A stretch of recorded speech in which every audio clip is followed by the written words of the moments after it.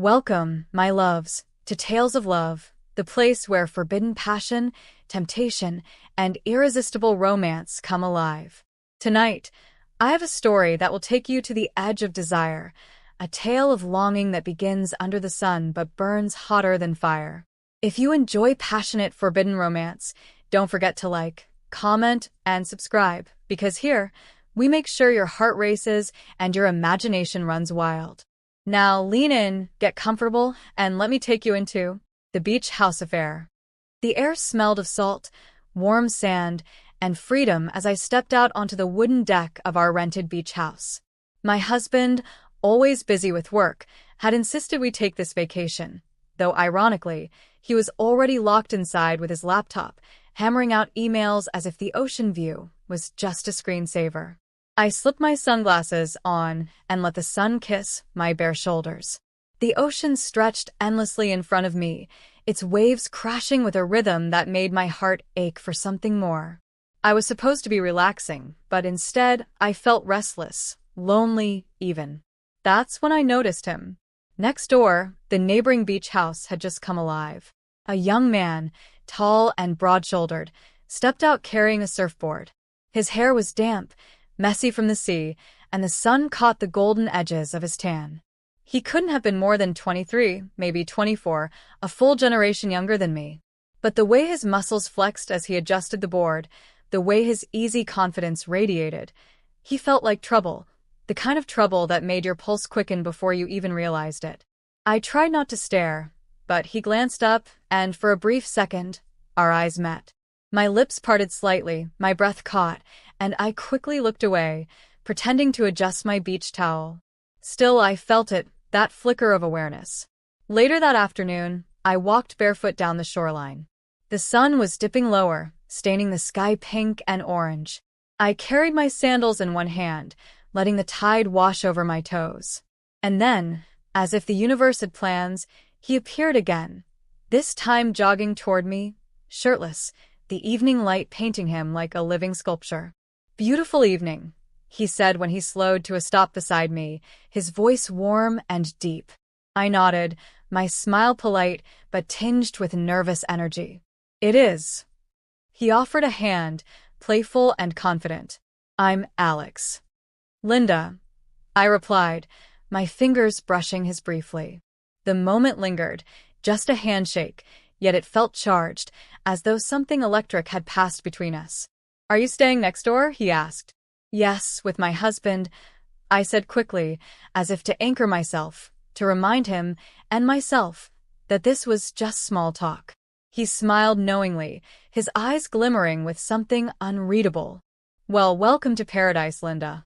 I hope you enjoy it." As he jogged off, I stood frozen in the sand, my heart pounding harder than the waves. I told myself it was nothing, just a neighbor being friendly. But deep down, I knew this was the start of something I couldn't quite name, a spark I shouldn't feed, but already wanted to. That night, as I lay beside my husband, listening to him snore softly, I couldn't stop replaying the way Alex had looked at me. The way his skin glistened in the sunset. The way my body had reacted, unbidden, to his presence. And for the first time in a long while, I didn't feel like a wife on vacation. I felt like a woman standing on the edge of something dangerously intoxicating. The next morning, I made coffee and carried it out to the deck. The sea breeze teased the thin straps of my nightdress as I leaned against the railing. I thought I was alone until a voice drifted up from below. "Morning, Linda." My heart skipped. Alex stood on his own deck, shirtless again, holding a mug. His hair was tousled, and his smile was lazy, almost teasing. "Good morning," I replied, clutching my cup like a shield. "You're up early." "I like the quiet," I said. "Before the world really wakes up." He studied me for a moment, and I felt the weight of his gaze on my skin. Me too. I should have gone inside then, should have pulled the curtain shut, and reminded myself of all the reasons this was harmless. Instead, I lingered. We talked about the waves, the weather, nothing important. And yet, every word felt like a thread pulling us closer. By noon, my husband was buried in conference calls, and I decided to take a walk to the little market down the boardwalk. As I stepped outside, Alex was locking his door. Headed into town? He asked. Yes. Perfect. I'll walk with you. And just like that, we strolled side by side, the sun warm on our backs, the ocean humming beside us. He carried my grocery bag without asking, his fingers brushing mine more than once. Every accidental touch made my stomach flutter with something I hadn't felt in years. When we reached my door, he handed me the bag, his hand lingering a second too long against mine. See you later, Linda. My throat tightened. I forced a smile. See you. I closed the door behind me, pressing my back against it, my breath shaky. I knew I was playing with fire, but I also knew deep down that part of me wanted to get burned. The day stretched long and lazy. My husband was glued to his laptop, pacing with his headset on, muttering about deadlines and contracts. I stretched out on a lounge chair on the deck, pretending to read a book, though the words blurred on the page. My attention kept drifting toward the house next door. I didn't have to wait long. Alex emerged again, this time with a towel slung low on his hips, his hair wet from the shower. He stretched, his arms reaching high above his head, and for one reckless second, I let my eyes linger on the defined lines of his chest, the trail of water that ran down his torso. He caught me looking, and I quickly dropped my gaze to my book, my cheeks flushing. Good choice, he called over. I looked up, confused. What? He pointed to my book. That author. I've read her before. She writes about complicated relationships, doesn't she? I blinked, surprised. You read? Sometimes, he said with a grin. Especially when the waves are too rough to surf. But I'd rather watch people than read about them. His eyes didn't move from mine. I swallowed hard, trying to laugh it off. Dangerous hobby. Depends on the people. That evening I decided to go for a swim. The ocean was calm, the sunset bleeding across the sky in strokes of crimson and gold. I waded in, the water cool against my heated skin, when suddenly Alex was there, diving into the surf with effortless grace.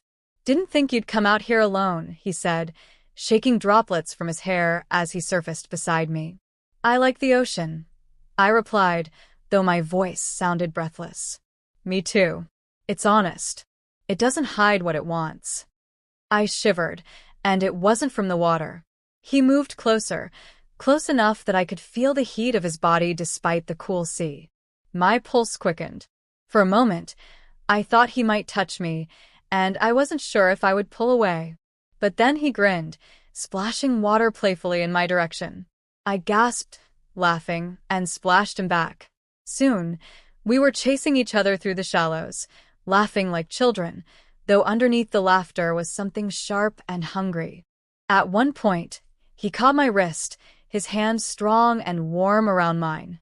We froze, both of us breathing hard, the laughter dying on our lips. His thumb brushed the inside of my wrist, a subtle, almost tender caress. Linda, he murmured, my name low and rough in his throat. I pulled back quickly, my heart slamming in my chest. I should go, I whispered, retreating toward the shore before I did something reckless. That night, lying in bed, I couldn't sleep.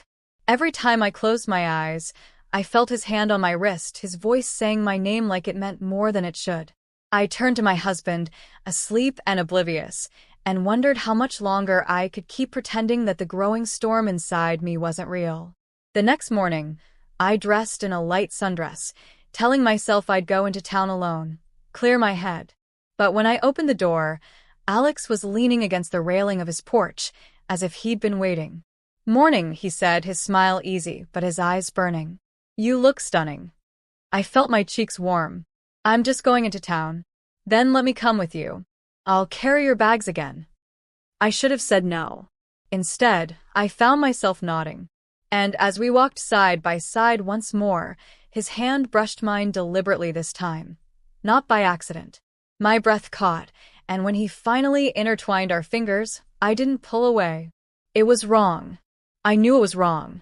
But in that moment, it felt like the only thing in the world that was right. The afternoon was humid, the kind of heat that clung to the skin and made everything feel slow, languid, heavy with promise. My husband had driven into the city for meetings, muttering about a client dinner he couldn't miss. I waved him off, told him I'd be fine alone, and tried not to let the anticipation show on my face. As soon as the sound of his car faded down the coastal road, I exhaled, my body suddenly restless. I walked out onto the deck, staring at the horizon, when I heard the familiar creak of the gate next door. Alex. He stepped onto his deck with a bottle of cold beer in hand, barefoot, his shorts hanging loose at his hips. He caught my eye, and there was no polite distance in his gaze anymore. It was hunger, clear, deliberate, and aimed directly at me. "You're alone today," he said softly, leaning against the railing. "Yes," I replied, my voice hushed though no one else was around.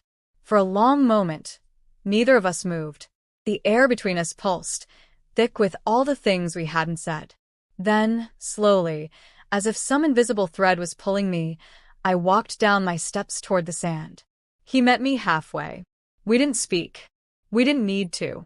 Our silence was louder than words, our breaths shallow and quick. When I finally stopped in front of him, close enough to smell the salt on his skin, his hand reached out, brushing a strand of hair from my face. His fingers lingered, tracing the curve of my jaw. "Linda," he whispered, my name trembling on his lips like a secret. I should have turned away. Instead, I leaned into his touch. And then his mouth was on mine, sudden and desperate, a kiss that burned through every layer of guilt I'd been clinging to. The world seemed to collapse into that single moment.